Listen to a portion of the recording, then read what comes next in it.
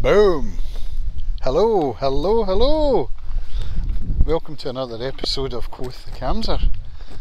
Trying an experiment today. We're doing video. So if you're listening to this on the usual podcast channel, you can visit my YouTube and you will see me walking the dogs in the sunshine. What? Yes, the sunshine. We haven't had any of this for a while. And it's pretty nice, I have to say. So what's this about? Back in 2018, March, I started making videos on the back of having discovered DTube Daily on the Steam blockchain. And that led me to DTube, and I met some of the most amazing people I've ever met on that platform. Over the past couple of days I've been looking back at the Discord channel where we all meet. I haven't been on there for a long time and I miss everybody. And this morning I saw a video from one of the guys, Addy Torrent, popped up on my YouTube notifications, and I thought I'll give this a watch, and it really put me back in mind of all the people that I'm missing, and it got me thinking about video again and wondering how I could use it, how I should use it, wondering whether I should use it at all.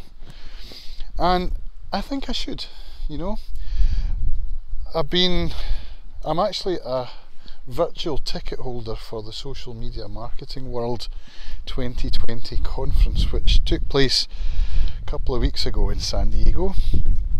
And the keynote speaker, Michael Stelzner, spoke about video in his keynote and about how important it is for social media makers, managers, marketers. And I enjoy video, so what made me stop? Well, the complexity, the time, just doing this today has added a whole new layer of complexity to my normal podcast episodes that I record on this path with the dogs, but you don't normally get to see it. And look behind me, it's gorgeous, isn't it? Let me just spin you around and you'll see where I get to come with the dogs. So you see, video is actually a really worthwhile component, and of course I can still publish the audio version, which I'm planning to do. So you'll see here I've got two mics. I've got one plugged into the camera and one going to my normal Tascam DR10L recorder, and I'm holding a DJI Osmo Mobile 2, which has got my iPhone 11 Pro Max, and I didn't think it was going to work because of where the lightning port is, but it's actually working alright. I'm really quite pleased about that. So yes, the complexity and the time.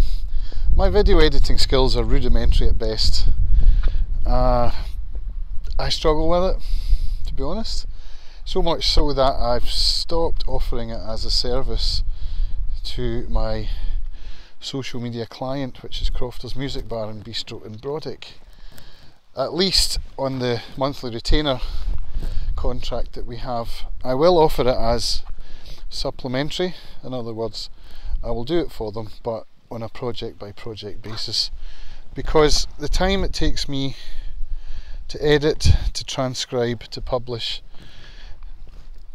it was taking all my time away from any other projects that I had on the go, and it was making me stressed and anxious. So that's kind of what stopped me doing video.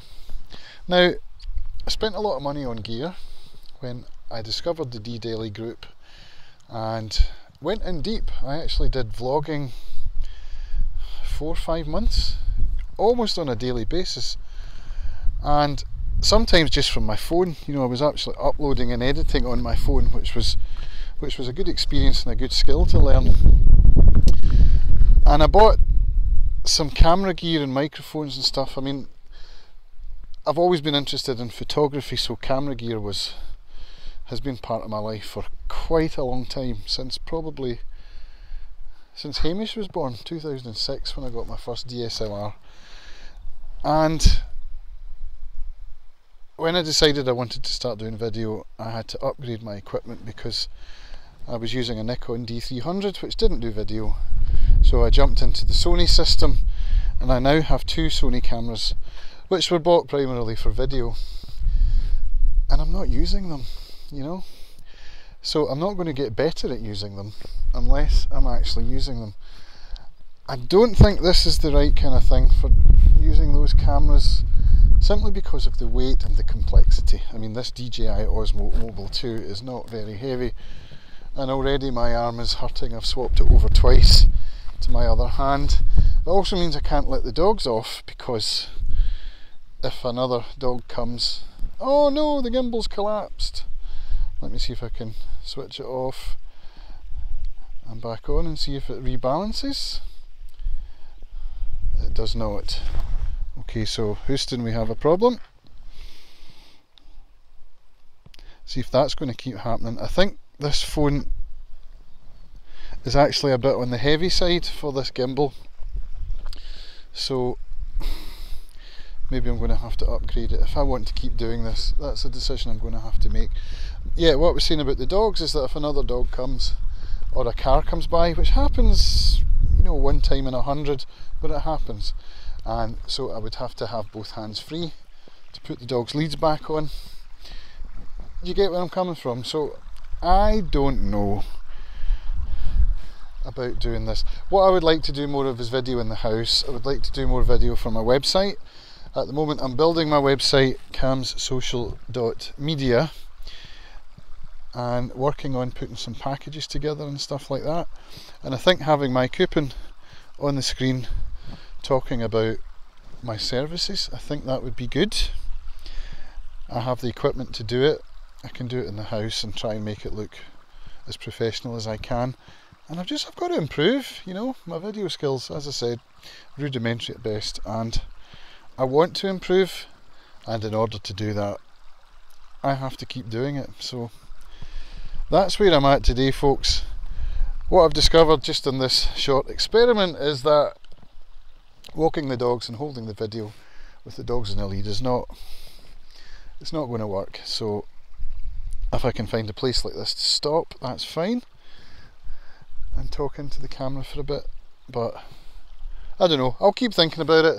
If you've got any thoughts on this, I'd be keen to hear them. Is this the kind of thing you find interesting to watch? Maybe not, we'll see. So I'm going to switch off the video now and say goodbye to the viewers. See you later.